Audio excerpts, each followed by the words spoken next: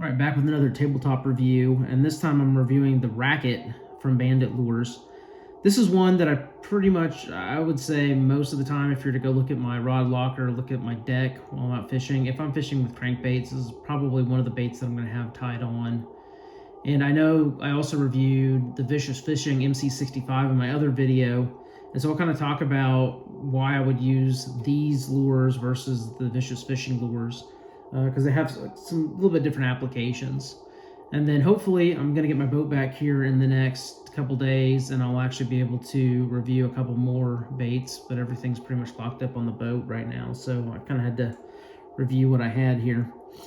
So anyways, a little bit about these lures. I was introduced to them a couple of years ago. I was actually renewing my Bassmaster membership, and as they do, they had an offer. You could get like a free tackle bag or a free hat or a free shirt or some free bait, and I just decided the bait was probably the most likely thing I was going to use, so I went ahead and went with that option. And I honestly don't remember all of the baits they sent, but I remember this being one of them. And if it's any kind of idea of how much I like this bait, I was actually fishing with it last year and was catching pretty much almost every cast at this one spot that I was at. Now, not all largemouth bass. I was catching some hybrid and some catfish and things like that too, but pretty much every cast there's just this great little ditch where the water is flowing really well and the fish were really going. And I overshot the cast on one of them. I got broken off and hung up in the bank, but the water was through this little area was just so intense that I couldn't actually get up in there. So I went back like a week later, found the bait, and actually cleaned it all off and everything, put new hooks on it, and actually kept using it. So if that's any kind of gives you an idea, like, you know, how much I like these. Obviously, I've bought more. This is the one that I used on Ray Roberts, and I used one of the other ones too, which is in the boat. But you can see I use this thing so much. I was, fishing it off a riprap and everything. I broke the corner of it. I broke the nose of it. And then this is actually not, you can see on a clean one that there's nothing on there. This is transfer from where I was throwing it up against tires and things like that. So you can see I just really beat this bait up. Really use it pretty heavily. So let's talk a little bit about why I would use these versus like the MC65. So the first thing about this bait and why I typically tend to use it, and it's not just for versus MC65, it's versus other crankbaits as well. First reason is the size. So this thing is 2 3/4 and 5/8 ounce. The MC65 that I use is 2.5 inches and I think a 1/2 ounce. So it's a little bit bigger bait, a little bit heavier bait, so you can tend to cast it a little bit further as well. And it also dives 4 to 6 feet, whereas the MC65 dives 8 to 10 feet. If you go look at the video, you'll see that I think they did something, because the MC65 used to be up to like 8 feet, and then they moved it up to 10. But anyway, so that's one of the reasons, is that it's a different profile. The other reason that different depth, so that's 2 reasons. And then the third reason is color choices. So this bait does have, I think, like 6 different color options. So I'm showing 2 of them here. This is a bone with an orange belly. This is pearl with splatter back. And then the other one that I use that's not pictured here is, it's pearl. It's the same color, but it's just back, I always say black back instead of the splatter. So those are basically the 3 of the 6 colors that I use that they have. The other ones are varying colors of chartreuse.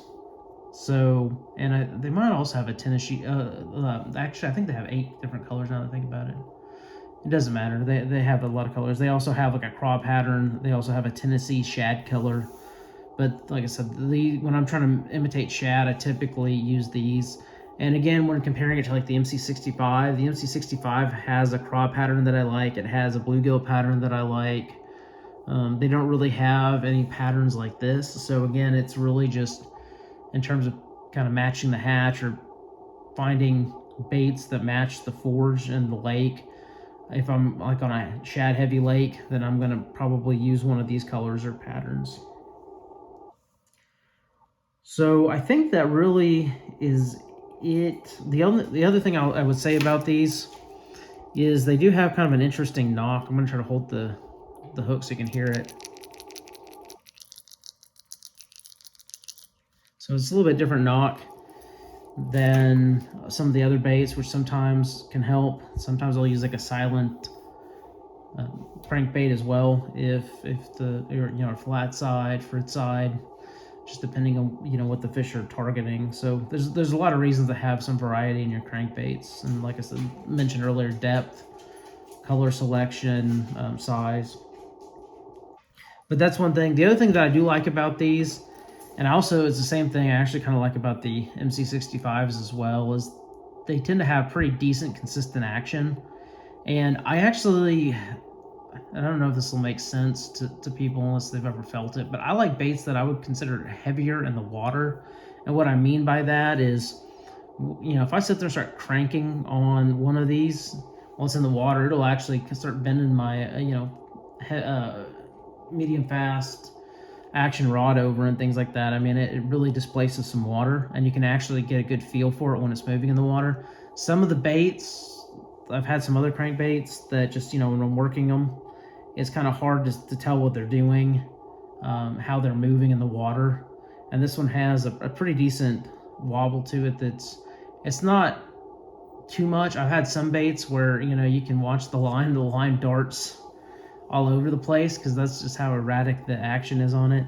But these, you know, they wobble, have a pretty good wobble, but they tend to track pretty straight. So just for me and the way I fish and the feel that I like to have with the baits, I do like that aspect of it as well. And so I haven't had any problems with, you know, consistency out of the box. Each one seems to be fine. I haven't had to try to make any adjustments or anything like that. So that's also a good thing. So if you haven't tried, you know, try out the Rack-It by Bandit Lures. I'm not sponsored by them. These are just, you know, my opinions, but I've caught some pretty good sized fish on these lures. And actually, I want to say I won big bass on Bob Sandlin, no, Cypress Springs last year, and it was, I believe it was on the one of these actually. And I'm trying to think of the other big bass that I won the other day. What did I win it on? Oh yeah, it was one of these two. So every time I catch a big bass in a tournament, it seems to be on one of these Bandit lures. Now again, I do throw this one a lot, but sometimes I'm cycling through, and this is just the one that does it for me. So hopefully you'll find these, you'll like them, and you'll get some success out of them. And just keep in mind too, I've said it a couple times, but this is the Rack-It. So Bandit has different series. They have like a 100, 200, 300 series, and so on. So it's not one of those. It's actually just called Rack-It. All right, till next time.